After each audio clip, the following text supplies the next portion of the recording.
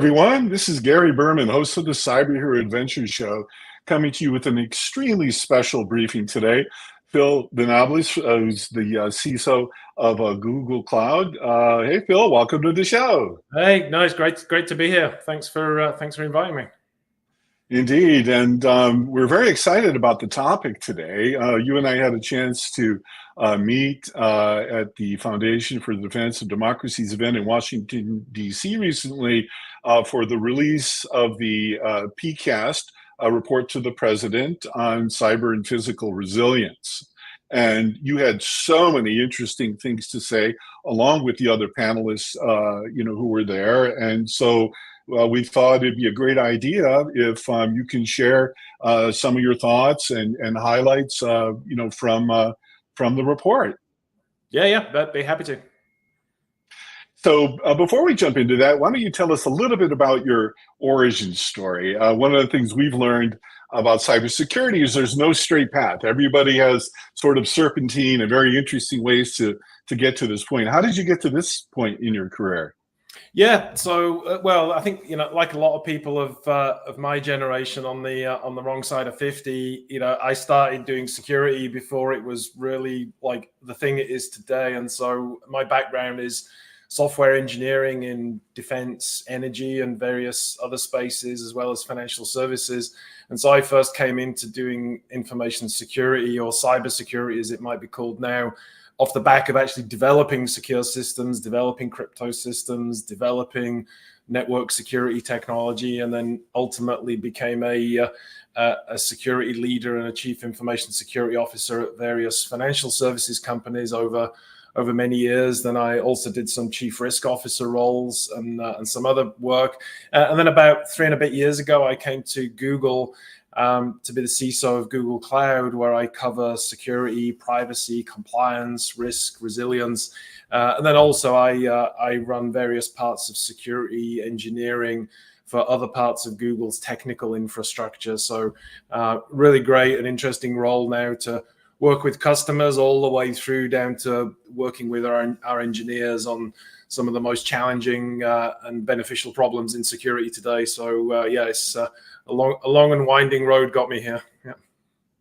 Indeed, and speaking of long and winding roads, there were, if I'm not mistaken, 28 high-level people who took long and winding roads that were part of the PCAST working group. Why don't you tell us a little bit about the process and what it was like listening and learning and collaborating on this incredibly important nexus of cyber and physical security? Yeah, so for those that you don't know, the PCAST, as we call it, is the President's Council of Advisors on Science and Technology. It's an advisory board made up of many different scientists and technology leaders that advise the president directly on a whole range of things. As PCAST in this administration, we've published reports on semiconductors, all the way through to clean energy, all the way through to important but specific things like wildfire prevention and detection. So many other reports that we've produced. But the one thing, of course, that I've been most focused on is the cyber physical resilience report.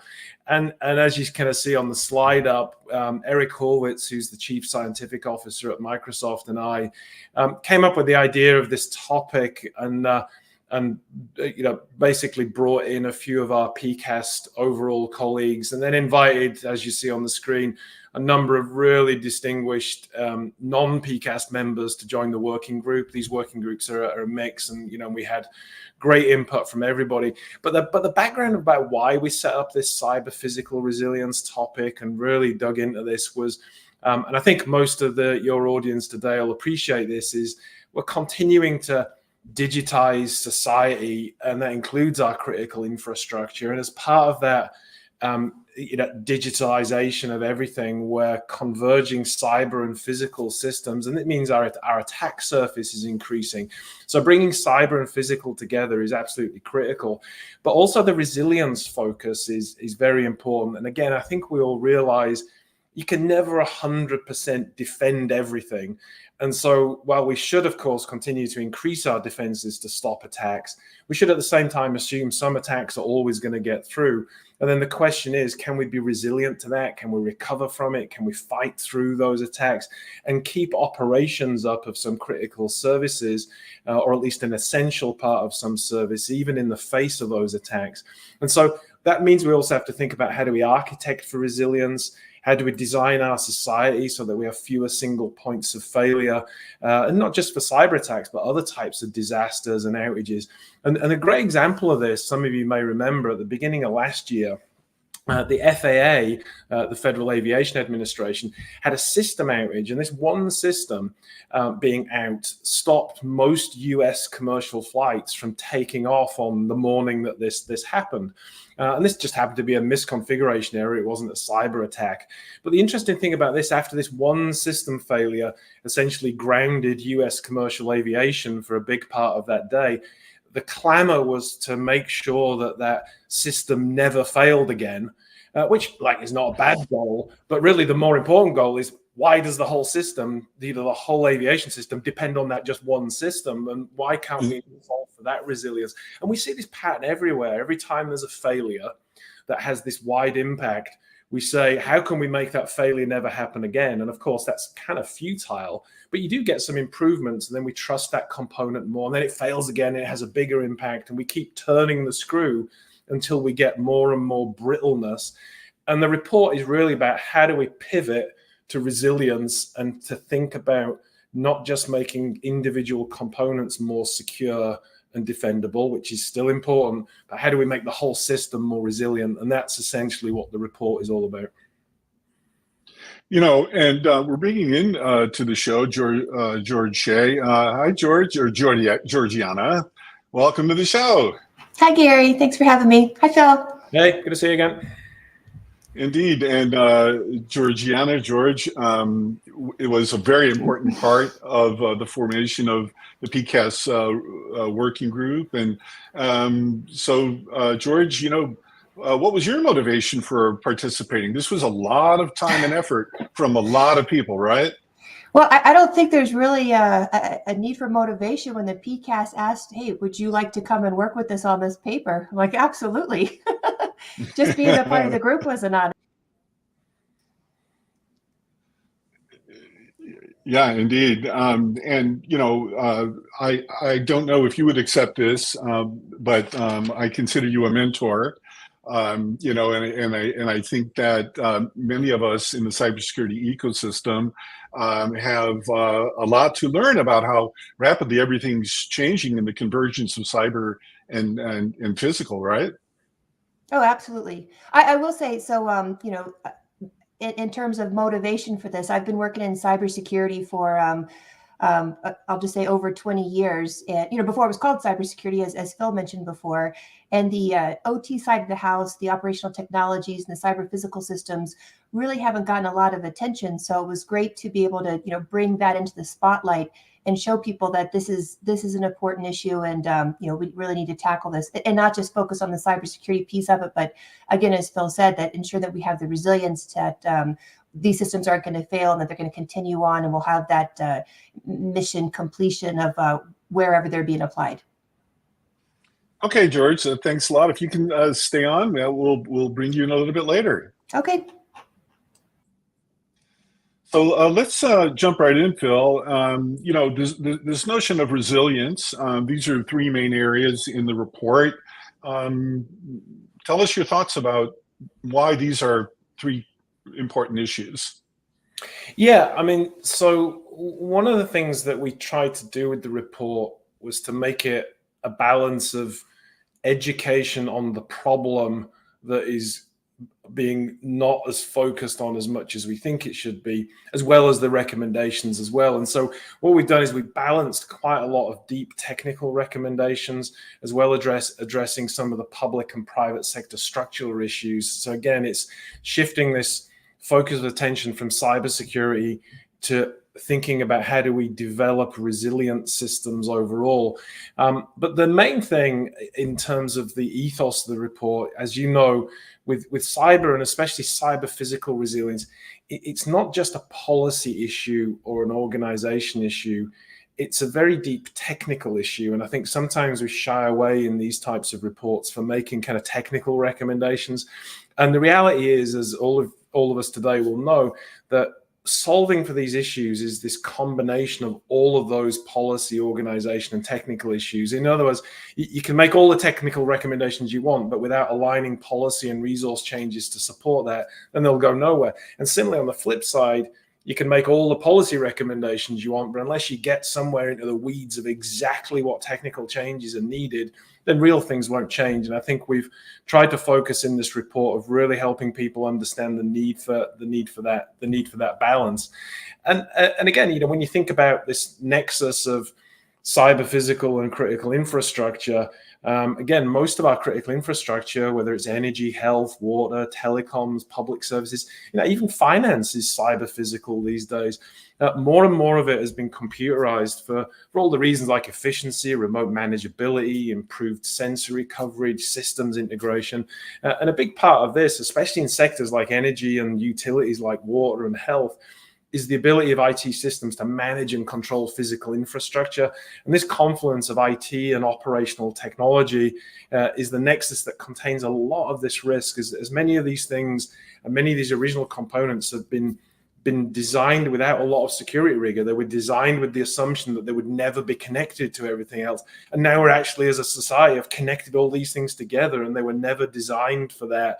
And so we now face all of these security and resiliency consequences of how do we retrofit or redesign and build anew things with security and resilience in mind. And so I think this is the focus of everything, wider focus on cyber physical and wider focus on resilience. Indeed, you know, and these systems are so complex and large that you can't really do like a sort of rip and replace, you know, easily. Is that a fair assumption? Yeah, exactly. And you got to look at that. It's that systems thinking approach to these things, which is all of these components interact, and many of the security and resilience challenges are emergent properties that come from this complex interaction of all of these components that weren't necessarily designed to interact with each other in the first place. And which is why the tone of the report is all about how do we think about systems-wide goals as opposed to just individual component goals. Indeed. And so there were a series of recommendations that emanated, you know, from this report. Maybe you can share with us your thoughts on establishing performance goals. I thought that was quite interesting and useful. Yeah, so this is probably the main aspect of the report, and it is to really call out the need to define and establish what we essentially call minimum viable operating goals and delivery objectives. And you know, this may seem like a simple concept, but it can be very, very powerful. So if we were to pick just one possible example, you know, imagine we could say no more than 50,000 people will ever be without some resource, say clean drinking water or electricity or something else, for more than 1 week. Now, you know, that's clearly a laudable goal. You'd probably like that to cover more people for less time, but let's say that's the goal. Then all of the people and organizations collectively responsible for delivering that, you know, they need to look at that not just as an abstract goal. They need to look at that as something that absolutely has to be delivered. And so they need to then look at all of the hazards that might prevent that goal from being maintained. It also means they have to look at how that might operate in degraded states, what single points of failure could compromise that minimum viable delivery goal. They've got to look across supply chains. They've got to contemplate what emergency manual controls might be needed in the event that we lose network connectivity to that infrastructure that is delivering that essential public service. And so we've got to look at everything to ensure that the delivery objective can be met. And the other aspect of this is, a part of this is getting to grips with it's okay to operate in a degraded state in the midst of some event, whether it's cyber or physical or some natural disaster or some outage, to think about how you can absolutely, not necessarily always keep 100% of the service operating in a 100% way, but at least keeping the minimum viable objective of that service to that goal running in at least some degraded state. I'll give you an example. A finance example is kind of easy to imagine. So imagine if we could say to the financial system, no matter what attacks or resiliency events are happening, then we should always be able to prioritize sustaining, for example, basic credit card, debit card payments so people can buy things. We should know how to absolutely sustain making payroll and getting social security payments. But perhaps we can go longer, maybe much longer, without issuing new mortgages or launching an IPO or doing an M&A transaction. So distinguishing what's minimum viable, critical, and what has to be operational, and running the system in a degraded state to just deliver that while we figure out much later about how to recover everything else is a key distinction. And that's what this minimum viable operating goal is all about.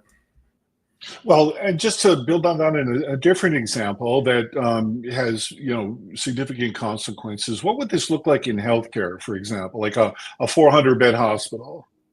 Yeah, well, so this could be, for example, making sure that those systems can operate without network connectivity.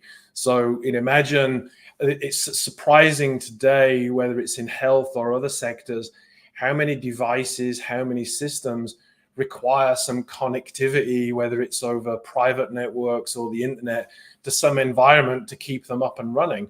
Yet in a wide-scale disaster, we would probably want medical devices or medical diagnostic equipment, or outside of healthcare, other types of process control systems, to be able to operate without the presence of a network and to be able to be administered locally in some degraded mode to keep them up and running. And that could be one example. Other examples could be, how do you make sure you can keep security segmented and isolated so that people don't have excess privilege across that environment? And that may involve some adjustment of how the supply chain is set up between all those systems. So there's many, many ways. And again, when you take that lens of focusing on how do we look at all of the hazards to a system that may impact the minimum viable delivery objective, you start to look at what are the approaches to take against those hazards that are a lot different than what you might come up with through a traditional type of analysis. This notion of radical transparency, that's a tough one, because you have, laws, state, federal, global laws, you have intellectual property. How do you inculcate a culture of radical transparency?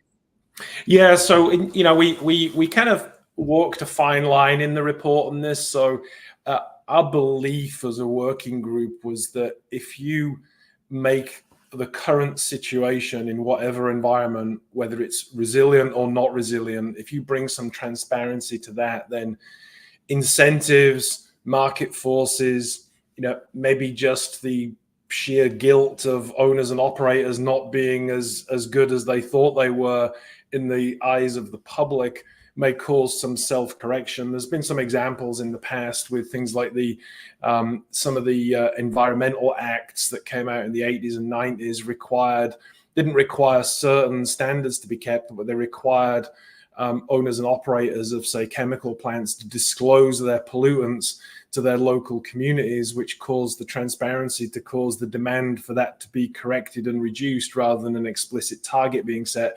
So we believe this transparency drives corrective actions, but we all know in security there's a balance there where you don't want to be so transparent and so broadly publicized of critical vulnerabilities such that you're just kind of advertising how to attack yourself. So in the report, we balance the need for stressing that organizations in partnership with their relevant government agency should disclose where they're at on some of these performance goals. And this kind of echoes the work that DHS are doing already on cyber performance goals, to look at bringing that transparency to just let people know where they fit with everybody else. That will drive that self-correction.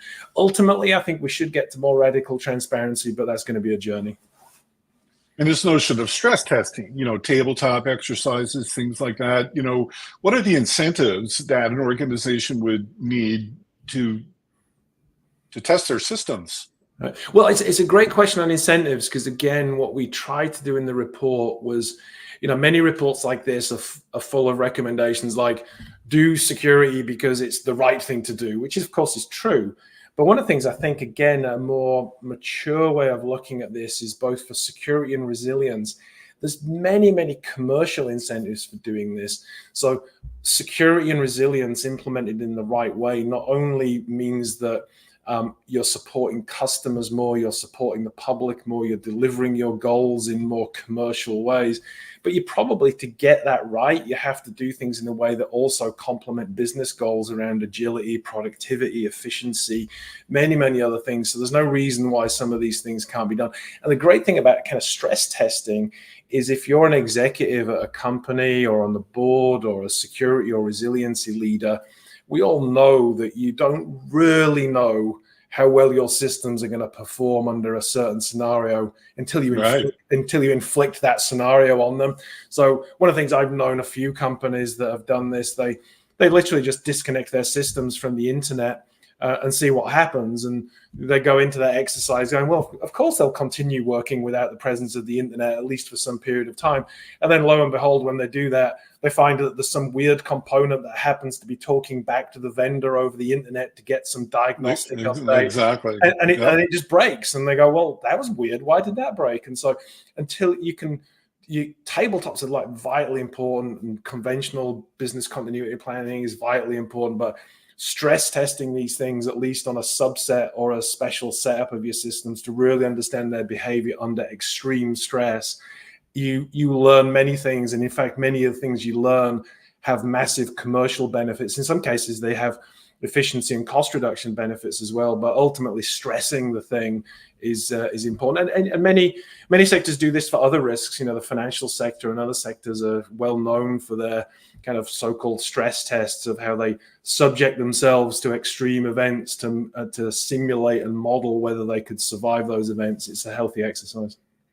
Yeah, and it also, it demonstrates that the organization is taking reasonable care, from a fiduciary, perspective. So, what about the second recommendation? R&D, in the cybersecurity ecosystem. I love the Observatory. Maybe you can just share your thoughts through these items. Yeah. So there's, the good news is, across many of our government R&D apparatus and all of the so-called advanced research projects agencies, whether it's DARPA, IARPA, Health ARPA, Infrastructure ARPA, Homeland Security ARPA, there's all of these kind of groups, and they're all working on some element. They're clearly all working on security, but they're also all working on some elements of resilience as well, and resilience in the way we've been talking about it today.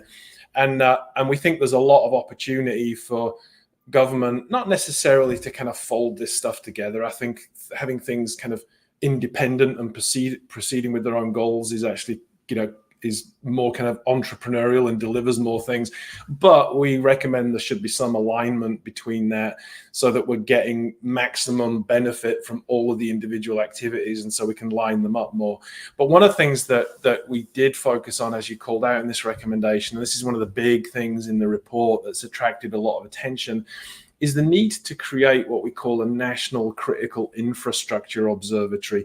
And so this is effectively, you can think of this as somewhat like a digital twin of United States critical infrastructure. So how do we get a real-time view of actually what critical infrastructure looks like? And this came from the idea that was confirmed by conversations with many people, that our adversaries probably know more through mapping and scanning of our infrastructure than we collectively know ourselves. and that's clearly a problem. So we want, through DHS, through the National Risk Management Center and other groups, to work to create this National Critical Infrastructure Observatory, which will be a system that we can use to introspect and look at what does our critical infrastructure look like, so that we can then use that to say, what are the dependencies? What are the third, fourth, fifth party dependencies? What's the concentration risk? We could even point various types of AI at this to look, can that detect sequences of attacks that might not be predictable to any individual one user of one element of that system. So this observatory will, could be used operationally. It could be used from a risk analysis perspective.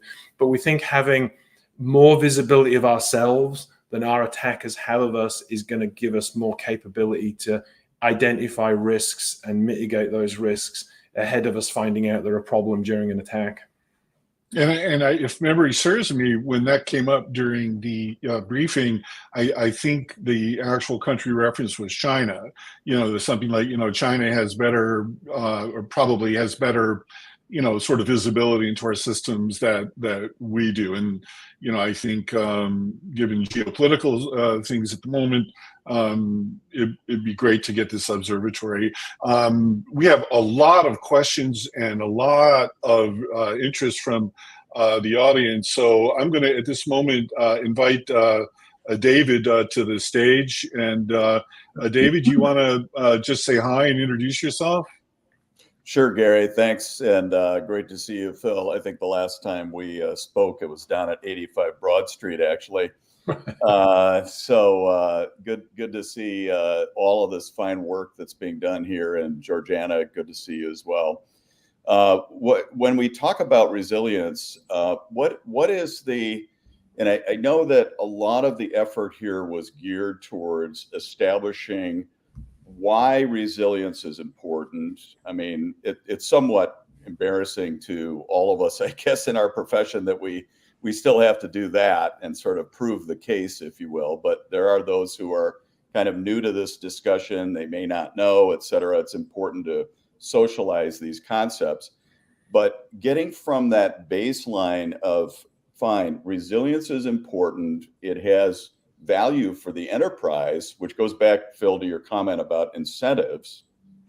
And certainly monetary value is one of the best incentives known in this market. But how do we measure resilience? What are the thoughts on how, and we do a lot of work in this area, obviously, and had done some work on actually United Healthcare, Change Healthcare about a year ago, that actually forecast the losses that we're seeing now. But what are kind of the metrics or ways to measure resilience? So I'm out here as an enterprise and I say, well, all of this sounds wonderful. I really want to get on this and incorporate this and embed it into my thinking around my cyber strategies, et cetera. But how do I know how far down that path I actually am? What are some good metrics or ways of evaluating that, do you think? Yeah, so I mean, I think the kind of the obvious way that you'll have obviously concluded, and people are already doing it today, is just literally direct measurement of an assessment under stress or not of whether you can achieve that stated minimum viable delivery objective. So I think that there's that, and I think that's slightly different, as I mentioned before, from kind of conventional business continuity planning, because you're then looking at it, it's more like how some of the finance organizations think of operational resilience. It's not just the recovery of a component, but how do you operate an end-to-end system, perhaps in a degraded state, while you're recovering components. So there's the ability to measure that.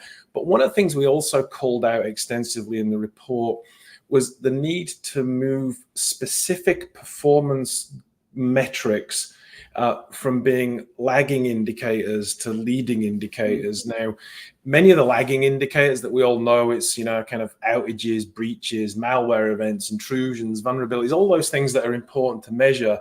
But the things that our contention is that what really makes a difference is how do you measure how well you're doing on the leading indicators of structuring environment for it to be more secure and resilient. So let me give you an example. In the report, I think we list about kind of 10 very specific examples. But one example I'll give is software reproducibility. So what percentage of your software do you have the ability to reproduce in a reliable and secure way at will? And so we all aspire to do that. There's very few organizations that have a great record of being able to catalog, manage, and reproducibly build all of their software. Many organizations are working to that. So then you think, well, what the hell's that got to do with security and resilience? Well, as I think you will know, and most of the audience will know, is if you can do that, you can make changes quicker, you can make security changes quicker, you can roll back, you can roll forward, you can manage your software base, you can manage your software risk. So it gives you more agility and resilience in the face of needing to change.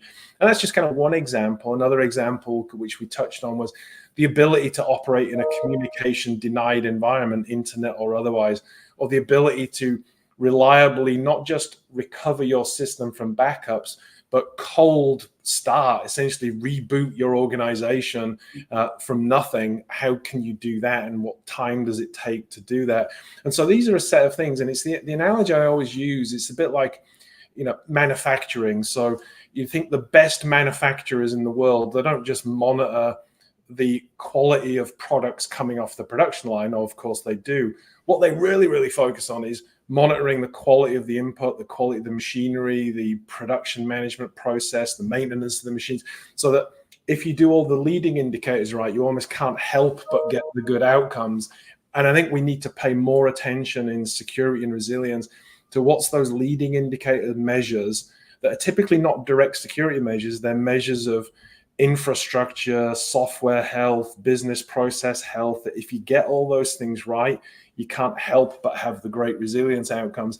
And to your point about incentives, when you do all those things, they carry immense adjacent benefits of efficiency, productivity, agility. Again, if you've got great means of reproducibly managing your software lifecycle and your software infrastructure, you can do great security things. You can also add dozens of business features per day, without fear of change or operating risk. So all of these leading indicators give you security and resilience, but they give you massive other benefits as well. And I think shifting from lagging to leading indicators is also pretty transformative. So David, thanks so much. We appreciate you being here. And there's so much to go through. Let me just go to the third recommendation. And see what you think about this notion of breaking down silos and strengthening the governance of cyber, physical resilience capacity. Yeah. So, again, you all know that, especially here in the US, but not uniquely the US, critical infrastructure is typically owned and operated by the private sector, and it's overseen in collaboration or in some cases direct regulation from the government as well. One of the interesting challenges and opportunities of this space is that pretty much every part of government is involved in this. So we've not only got great work going on from agencies like CISO in DHS, or the Office of the National Cyber Director, or the National Security Council, or the National Security Agency, FBI, many other groups that are focused on security. But essentially, every part of our critical infrastructure is covered by one of these so-called sector risk management agencies. So, for example, this would be Department of Treasury for finance, energy for energy, health and human services, and FDA and others for the health and medical and pharmaceutical industries. And one of the things we observed was, while there's been a lot of increase in resources in various of these agencies, there are many sector risk management agencies that just don't have enough people or don't have enough expertise to really deliver what they need to be delivering in terms of driving their sector to have improved cyber physical resilience. And so the report calls out, as part of a refresh of PPD 21 and some other government actions, to really look at how do each agency staff their sector risk management agency functions appropriately, and keep going with that partnership with the central teams at CISO and other groups, and in fact the teams at DHS and CISO that act as a sector risk management agency for certain sectors. And then finally, we've also got to say, the government doesn't necessarily have, in all cases, enough authority to dictate to the private sector certain minimum standards. So I don't think necessarily laws and regulation are the answer to everything. But I certainly think for many parts of critical infrastructure that are not regulated, there probably should be some more regulation that sets and encodes that kind of minimum set of standards. And I think this administration has been doing quite a lot of work on that as well. Well, just to build on that point, also, one of the things that we're doing here is we're launching the Cyber Hero V CISO network, the purpose of which is to provide fractional and virtual CISOs the opportunity to actually help, implement the government policies and just to assess where the millions of critical infrastructure organizations are along their risk curve, and to assess their risk posture at the moment, and to have very high level talent that can actually help them implement what they need to do to get to the next point. And one of our colleagues I'm inviting into the stream right now, Robert Hill, is developed an amazing platform to help do that. So Robert, you have a question for Phil about like how do you assess where an organization is, and how do we just sort of support the recommendations in the PCAST report? Absolutely. Thank you very much, Gary. And Phil, it's a pleasure. Thank you so much for joining today. My question really becomes, we've talked about incentives versus punitive consequences. We've talked about how to incentivize these organizations to adopt a framework, to be able to adopt that process of resiliency versus just compliance, because we all know compliance has been a checkbox and compliance is not equal to security. So, Phil, what are you finding as the driving motivators for these organizations that have not been typically, like law firms and others, have not typically been under a framework or under specific, as you just said, requirements, whether they're mandated by regulatory within an industry sector or by the government? What do you find as that driving motivator now, as we're beginning to see companies involve the business in the side of cybersecurity and no longer just relegating it to be an IT problem and accepting that there's actionable business risks, just as we've seen, like right now while we're having this conversation, there is, the healthcare subcommittees. So what are you seeing as those driving motivators for these companies to begin to start looking at resiliency? Is it the SEC holding, personal accountability to those executives? What are those driving motivators that are allowing or causing companies to now take this paradigm shift and the business accept some responsibility and start implementing these types of frameworks and resiliency substructures within their organization? Yeah, I mean, so you hit many of the points in there, which is, so there's various kind of things that drive incentives. So I think for many industries, it's regulatory. So if you look, particularly finance and some other industries are quite well covered by multiple different regulators in multiple different jurisdictions for multiple different products that set a set of baseline standards and set a set of expectations for board through management and the security team engagement on risk management. I think, to your point, some of the recent activities of the SEC, particularly on requiring more transparency around cyber risks and incident disclosure for at least public companies, is also driving a different degree of conversation in the boardroom. Again, as you all know, many large organizations have had a quite long-standing, fairly mature process, but for many other organizations, some of the actions of the SEC is driving some of those deeper conversations about the interplay between business risk and technology and security risk and resiliency. And so I think that's driving that. The other thing that we also see some of the drivers is, again, that around some of the topics I covered in that leading indicator conversation, where CISOs and CIOs are partnering ever closer because they're both of those groups are realizing that if you can get some of these underlying technology, agility implementations done, if you can modernize some of your technology to an architecture that's much more defendable, then it gives you commercial benefits as well as security and resilience benefits. So people are seeing that. And then also people approaching security and resiliency in commercial ways to think about, how does this mean I can support my customers better? More and more customers are requiring of their vendors that they commit to particular contractually required service levels, and clearly resilience helps with that. But also, again, as you all know, doing security well also means doing it well means reducing customer friction. Doing resiliency well means that customers get to trust you more. So I think boards and the C-suite in general are realizing the intersection between resilience and security and commercial objectives, whether or not you happen to be regulated. Now, clearly the onus is on the risk teams and the security teams to understand how to articulate what they need to happen, not just in security and resiliency terms, but in commercial terms, or in the case of public sector organizations, in mission terms as well. And so I think as long as we are all approaching that conversation in those kind of practical ways with a mind for what the adjacent benefits are, I think the incentives become apparent. But again, let's not kid ourselves. Regulation and stipulation in many sectors goes a long way to get the conversation going. Absolutely. Okay, thank you very much. And speaking of regulations and things like that, I want to bring into the stream Arturo. He's the head of cybersecurity for Amtrak.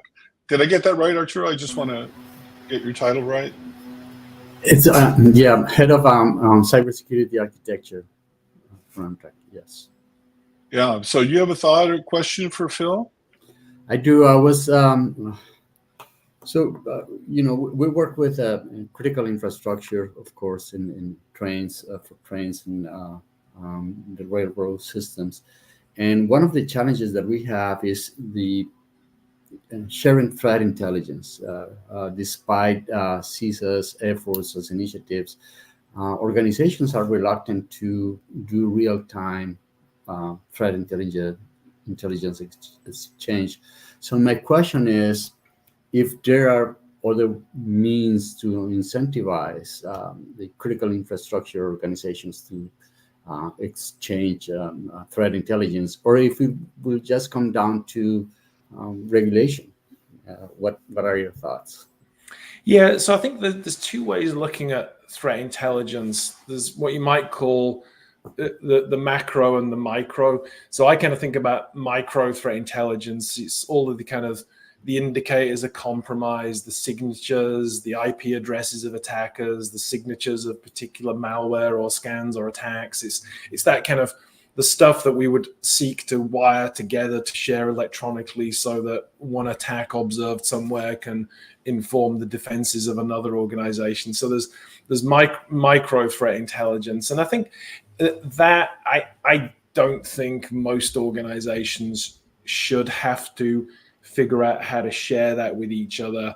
And again, I'll be careful here because, my organization sells products in this space. I actually, so I won't make it a pitch, but I do think that the lot should be expected of the technology companies and security vendors and platforms out there in partnership with the industry ISACs and the other information sharing analysis organizations, the ISAOs, to just basically wire the system together so that we're able to share it's almost like a digital immune system. You want one attack observed somewhere to feed some intelligence to a defensive system before the attackers get to that next system. And I think we can collectively wire that together. For example, we've been partnering with a number of the ISACs to tie in Google threat intelligence into the various ISAC threat exchanges, as well as doing it in our own products and actually in partnership with some other tech vendors and security vendors to wire the intelligence together. So I think there's that. I think the second thing, though, is there's always this notion of macro threat intelligence, which to some extent is some of the most important thing, which is the broader threat analysis of what attackers are doing and where they're going and evolving their TTPs that can inform us as security leaders as to how to position ourselves to get ahead of whole classes of attacks. And I think that's where partnership with government agencies, particularly CISO, maybe the NSA Cyber Collaboration Center, whether it's directly or through the ISACs or the sector coordinating councils, getting those classified briefings of where the attackers are going to then give you the information that you can work with your executive leadership to take more dramatic steps. So for example, we can all share micro threat intelligence of the latest types of phishing attacks, but we shouldn't really have to care about that, because we should all be implementing strong two-factor cryptographic phishing-resistant authentication pervasively across our companies. Now, that's an easy thing to say, but we all know, business leaders may not want to commit to that expense, or our user communities may not want to commit to the perceived inconvenience of using hardware tokens versus passwords. But we as security people know that doing that will eliminate whole classes of attacks. And somehow getting that threat intelligence of that's what attackers are going to be doing more and more to defeat conventional authentication, getting that to our boards and executives in the form of intelligence briefings to get them to commit to the more dramatic implementations of the whole classes of control uplift we need to do. I think that macro threat intelligence is the thing that really drives us forward. And, I'd be, happy to kind of talk more, directly or, with groups of you around how to think about doing that. Well, Phil, you must know, forgive the interruption, Arturo, you must know that this is going to be a series that we're doing here. So whether or not you like it or not, you have to come back, all right? Arturo, thanks a lot. So this is the fourth recommendation, to develop greater industry board, CEO, and executive accountability. This is an incredibly important topic. And one of the things that I heard from the briefing was it's not just like shift left, but it's shift up, right? Yeah, I mean, so the big thing here, and we've kind of touched on a lot of this because of the questions, is the fact that all of this critical infrastructure is mostly owned and operated by the private sector. We can't just expect more of government. We've got to expect more of ourselves in the private sector. And when you think about what's expected of boards and CEOs, the thing we say in the report is we need to join the tone at the top from the boards and the CEOs with actual resources in the ranks in their organizations to get things done. It's no good a board member or a CEO saying cyber resilience and security is the most important thing if that doesn't actually translate into the resources or prioritization in their organization to actually implement the things that stand behind it being a significant priority for that organization. And so, I think we all know situations where senior leaders have said it's important, but then it doesn't turn into an actual implementation. Thankfully, we also know many examples where senior leaders say that and they absolutely back it up, that take that tone at the top to resources in the ranks to get things implemented. One of the things specifically in these recommendations, we're calling out the need for each of the critical infrastructure sector coordinating councils, which are these private sector organizations in each sector made up of a variety of companies in that sector. We're asking that the government partner with the private sector to make sure each of those sector coordinating councils not necessarily is made up of board members and CEOs, but at least has an executive oversight council made up of boards and CEOs that can drive more transformational change in that industry. There are some examples, like the Electric Sector Coordinating Council is made up of all CEOs of some quite large power generation companies, and they've been able to have transformative effects in that industry, and have had transformative effects in making sure the Department of the Energy has the resources to be able to support the sector. Similarly, Department of Treasury have worked with the Financial Sector Coordinating Council. Now, the Sector Coordinating Council for Finance is made up of CISOs and other senior security and risk leaders, but they regularly convene and reach out to the major bank CEOs to get the support they need across the industry. There's some other sectors that really don't have a lot of senior executive involvement, and it frankly, it kind of shows in those sectors. And so what we're doing is essentially saying all of the sector coordinating councils should have regular board and CEO involvement from a representative sample of the owners and operators of that particular critical infrastructure, because it's not just what those CEOs can do in their own companies, it's collectively what they can do to transform an industry and work with the government agencies to influence those agencies having sufficient resources to support that sector. So that's the big impetus behind this. As it happens, our co-founder of the Cyber Hero v CISO network, Bob Turner, was the field CISO for education. And right after this conversation that we're all having, we're going to be talking with a very important critical infrastructure sector. Bob, I'm not sure what you can say about it, but it certainly is relevant to what Phil is talking about. You're on mute. Yeah. Sorry about that. I'm not going to name the specific client that we're going to be talking to, but it is dealing with water provisions, water utility and service provision, which I think is really what we're working on, especially in the critical infrastructure, key resources sectors, and making water utilities safe and secure for their constituents. I think is really important.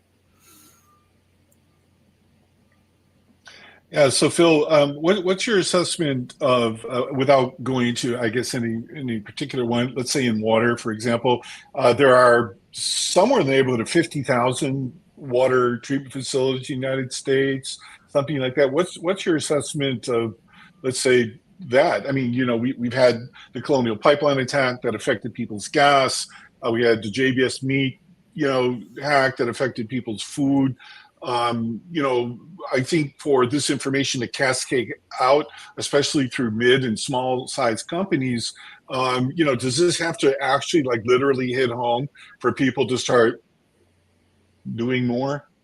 Yeah, I mean, look, I think it won't be a surprise. I mean, I don't think our water utilities, for example, you could pick on a number of different other things, are not in great shape from a cyber perspective. I think we've found that illustrated in various public incident and threat intelligence disclosures we've seen over the past few years.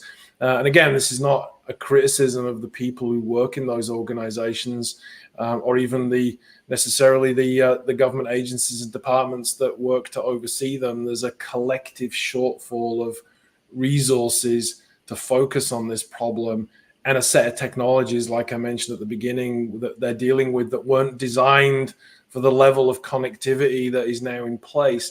And so that clearly needs to be fixed.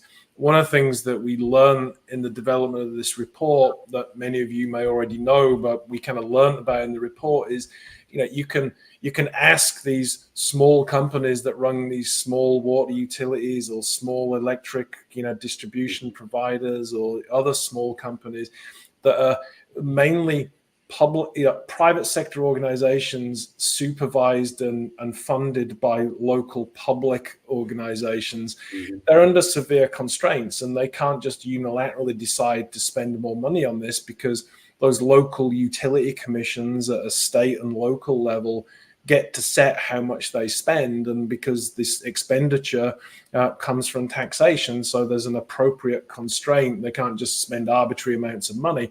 And so one of the things, again, what we're encouraging in the report is that the commissioners of these local utilities prioritize and work with their stakeholders and constituents in those communities to educate people for the need for extra funding to implement cyber resilience, alongside all of the other things that they want to implement.